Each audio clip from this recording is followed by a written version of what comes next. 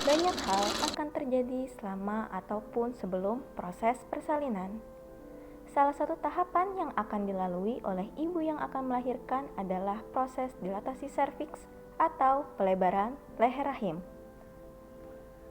Dilatasi serviks adalah kondisi di mana leher rahim akan mengalami pelebaran dan terbuka saat seorang wanita hamil berada dalam fase 1 laten ataupun aktif. Biasanya, proses ini akan dipantau oleh dokter atau oleh bidan yang akan membantu dan menangani persalinan.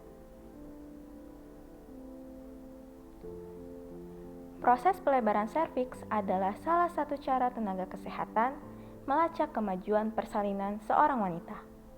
Ucap seorang dokter spesialis obstetri dan ginekologi, Caroline K. MD, yang dilansir oleh Headline. Jika serviks melebar disertai dengan kontraksi yang teratur dan menyakitkan, maka sedang berlangsung proses persalinan aktif dan waktu melahirkan bayi semakin dekat, sambungnya.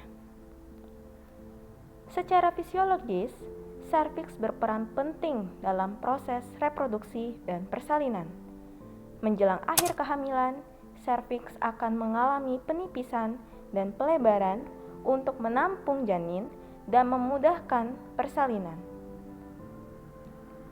Hormon oksitosin atau hormon cinta juga memegang peranan utama di mana hormon ini akan sangat aktif saat proses persalinan tiba.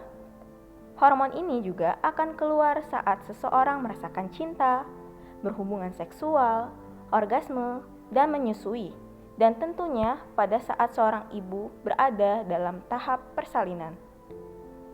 Di proses persalinan, hormon ini berfungsi untuk menstimulasi kontraksi, menipiskan dan membuka serviks, menurunkan kepala bayi ke jalan lahir, serta mengeluarkan plasenta dan meminimalisir terjadinya pendarahan. Menurut National Institute of Health (NIH), dilatasi serviks lengkap terjadi ketika serviks melebar hingga 10 cm.